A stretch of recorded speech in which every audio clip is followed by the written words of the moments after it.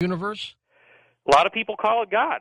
You know, that's a sort of a gender-specific term that has a lot of emotional charge for some people, but we can go with the word God. I mean, it's totally appropriate. You've been doing this for a long, long time.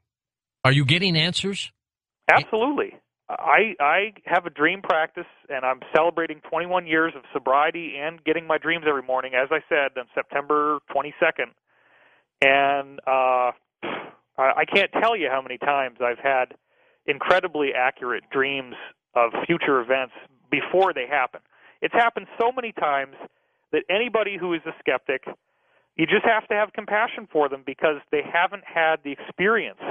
But what synchronicity does is it frickin' kicks the door down. Hold on, David. We're going to hit the break and come right back for more on Coast to Coast AM. Same great television show, brand new website name. It's www.beyondbelief.com. Simple as that. Remember that and take advantage of it. You get 10 days free. This Friday night, our special guest will be Dr. Robin Falkov talking about alternative medicine and what they're trying to do to you. BeyondBelief.com. And welcome back. David Wilcock with us. We're talking about his latest work, The Synchronicity Key. Synchronicity. We're going to get into your calls in the last hour, and I'm sure most of you have had some events that you would call synchronicity. David, as we're talking about this so-called God function in the universe, are you saying that synchronicity is determined, or do we create it? Well, I don't know if I can answer that. You can answer anything. I mean, I'd say it's both, really. You know, it could be either one. There are some things that are determined, and there are some things that we do appear to create. There is one level in which synchronicity is very interactive, and if I have a thought that's a progressive thought, I may get a ringing in my right ear, and that's a synchronicity that tells me that I'm on the right track, or I may get this sudden rushing sensation in my heart. Those would be like somatic synchronicities or body synchronicities. Similarly, if I'm having a negative thought, I might get like a stabbing pain or feeling like there's a little needle pricking me somewhere. And these things have been happening for a long time. So synchronicity dynamically interacts with your thoughts as you're having them, but that only covers one half of my book, and the second half, which is more academic, and we need that for the skeptics out there who are going to do whatever they can do to rip this apart. Yeah, it's like you had two different hats on. Yeah, the second half basically is showing that there's dozens and dozens of cases throughout all recorded history, all the way back to the Sumerians, and it's every chronological record of history that we have, showing that it's the same story, the same sequence of events that Joseph Campbell called archetypes, and they keep on happening. And the thing that's so amazing is how precisely they keep repeating. If I may, let me give you one example and how it relates to something that's very personal for everybody, which would be 9/11. 9/11, as it turns out, fit the logic of these cycles that I had learned about in 1999. I had been given a manuscript written by this French scholar, Francois Masson, and he was working off of this other guy, Michel Helmer, who discovered that history is repeating itself in cycles of time that are all harmonics, meaning they're all divisible into this grand number that all the ancient mystery schools and religious teachings were obsessed with, which is this unit of 25,920 years that apparently is nothing more than a wobble in the Earth's axis. But now it appears, according to Walter Cruttenden and others who support him, that it's actually our solar system is orbiting another star, and we're actually in a binary solar system. A lot of people believe that. A lot of people believe that. The Sumerians called it Nibiru, and I'm sure you've had dozens and dozens of people talking about Nibiru on this show. I didn't want to buy into the Nibiru thing for a long time, and that actually caused me to resist this idea of a binary solar system for many years. But Cruttenden just hammered it down with academic scholarship. I mean, it's one of those things where, you know, we figured out that the Earth isn't flat. We figured out that the Earth is not the center of the solar system. but we still haven't figured out that we got another gravitating body right near us that's affecting the gravitational pull of the Earth, and it's making this cycle occur. But once you understand the geometry that stars create, and that we're moving through a geometric energy field, and that geometry actually, it's almost like a CD, and as you rotate the CD, it plays a song, except in this case, we're being played by the song. And the thoughts that we have and the decisions that we make are very precisely guided. But nothing could have prepared me for the scholarship that would be required to try to advance Masson's work. Now, I inherited this manuscript from a good friend of mine, and it had some really impressive stuff. This Frenchman, Michel Helmer, in like 1961, predicted that in the year 1968 that there would be a massive revolution in France, and he was able to get it down within just a few days of when it happened. And the reason why he knew it was going to happen was that he had identified that French history was repeating itself precisely in a cycle that he had found that shows up all over the place that's exactly 1/4 of an age of the zodiac. Now, the age of the zodiac is one of the core mysteries. He showed that Roman history and American history keep doing the same things over an age of the zodiac. So, you know, I heard about, obviously, that we're in the age of Pisces. We've just moved into the age of Aquarius. But everybody kind of laughs at that, and they say, oh, these cycles, they don't mean anything. You know, a lot of people say that. Age of the zodiac, that's nothing. Well, it turns out that the knowledge to understand that time is a fractal and that time is cyclical rather than linear was encoded in over 30 ancient cultures around the world. They were given this knowledge apparently by gods, as they called them, these human extraterrestrials who visited them. And these gods could have told them anything they wanted, but this is the one thing they kept saying is the most important thing you need to know. Learn about the cycles. Because what we find out is that history is like the movie Groundhog Day, and it's the same darn story over and over again. And the story includes some pretty nasty stuff. It includes violence, war, atrocities, and it is repeating, and it repeats so precisely that, as I said, in 1961, Michel Helmer, this scholar, an astrologer, was able to predict that the whole thing that Joan of Arc pulled off in the 1400s was going to repeat as a student-led revolution in France, and it actually did repeat down to within about 4 days or less of when the key battle happened that Joan of Arc ultimately was martyred for participating in. But remember... Would you call that synchronicity, though, or a prophecy? Well, it's synchronicity to me, because what happened is that after I learned about this, I immediately got all curious about 9/11.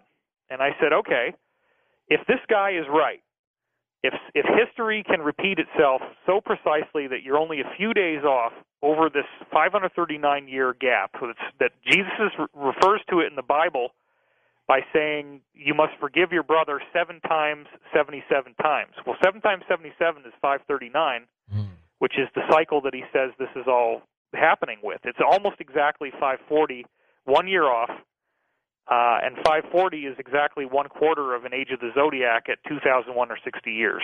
Interesting. So your listeners can go back and, listen to that part. If I'm talking too fast, I do apologize. But the point is that there was a basic cycle that the book gave. I looked at 9/11, and I said, if this guy is right, let's take 9/11 and rewind it 539 years in the past. See what happens. Sure enough, 539 years before September 11th, 2001, we get September 11th, 1462, I believe, and September 16th, it's September 17th, 1462, so it's only 6 days off. The biggest war that had happened in Europe for quite some time took place. It was called the Battle of Soissino. Now, that in and of itself doesn't really mean anything. It could be looked at as just a coincidence, alchemy, right? Like, he's got the tinfoil hat on real tight. But the thing is, when I investigated it more, I found, much to my amazement, that much of modern history regarding the exact time that George H.W. Bush lost the election to Clinton happened within days of when this thing called the 13 Years' War started. Clinton actually appears to be a reiteration of a political figure that was leading an alliance back then. His name was Johannes von Besen. And one of the weirdest things about this science is that the same people come back, and they look just like the people they were before, and they do the same stuff. You mean reincarnated type people? Yes. And probably the weirdest one on that front, which we can jump around a little bit, is there's a fractal between Roman history and American history across 2,160 years, or one age of the zodiac, and it's astonishing. It's like every single thing that happens in Roman history becomes American history. So Rome has the First Punic War, we have World War I. Rome has the Second Punic War, we have World War II. Rome's biggest enemy in both of the Punic Wars was Carthage, and Carthage's cycle companion is Germany. Germany was America's biggest nemesis in World War I and II. And, of course, Rome collapses. Look what's happening to us now. Well, but get a load of this. Hannibal was the Carthaginian general, the general of the army for Carthage, that went against Rome in the Second Punic War. Hannibal is the spitting image of Hitler. They look almost identical, except Hitler is like Hannibal shaving his beard and only leaving a little bit under his nose. It's the same guy. And they spent 6 years at war. They both marched through the Alps. Hannibal used elephants. Hitler used tanks. They had the same war strategy. They looked the same. They talked the same. What are you saying, David? That history does repeat itself? I'm saying that reality is not real. We're in a hologram. There is a story that is repeating, and it will keep repeating until we master the lesson it's teaching us. And synchronicity is intruding into our lives on a personal level to nudge us to what the lesson is, but it can't come right out and tell you, because that violates a universal law, which is called the law of free will. Now, these events of synchronicity, do they happen every 539 years, or every event but 539 years from that event? So we might have 20 events over the next 10 years, but you can go back 539 years from each one. Very good question. There's a few cycles that we have to look at, but the two strongest ones appear to be the 2,160-year Age of the Zodiac, and then the 539-year Age of the Zodiac quarter cycle. And again, you shave off 1 year because then it becomes more harmonic. You can divide 7 into it and 11 and all these other numbers. Right. But the fact is it works. And the interesting answer to your question in terms of what's going on is that there are overlaps. It's not like only one cycle is at work. You might have a 539-year cycle, and you might have a 2,160-year cycle that collide. And they don't always collide symmetrically. Another cycle is if you take the age of the zodiac and you divide it up like a triangle into 3 equal pieces, you get a 720-year cycle. And the history of Christianity very neatly divides into this. If you take 720 years after the birth of Christ, you have an event called the iconoclasm, which is when suddenly the people demanded that images of Jesus be taken off of their money and off of the archways over the entrance to a town and off of posters on the wall. Why? Because they didn't like the fact that the government was using Christianity to create a government-sanctioned religion and a military crackdown in the name of God. And the iconoclasm was when the government severely tightened its grip and used religion to cause this to happen. Then you go 720 years again forward in the future, very precisely. And within 1 year, you have the beginning of the Renaissance and the Reformation that collapsed the church and state union and separated church and state.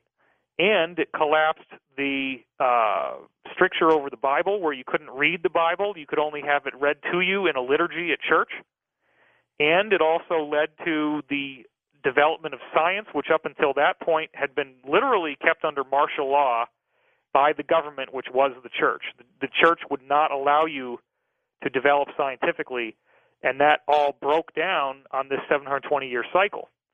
And interestingly enough, just on that point quickly, there is a totally independent Russian researcher named Anatoly Fomenko, who's working off of another Russian researcher named Morozov. Morozov came out with this same discovery about cycles of history back in the early 20th century, but he thought that it meant that history was faked by the chronologies, and that the people writing up the histories were just basically running out of ideas, and they kept using the same script over and over again because they wanted to fill up pages or something. I mean, I never really felt like that theory made sense, but this guy Fomenko, he's a hardcore scholar, and as I reveal in the book, Synchronicity Key, Gary Kasparov, who was one of the... Great chess player. Yeah, the number one chess guy, right? Gary Kasparov is totally into these cycles of history.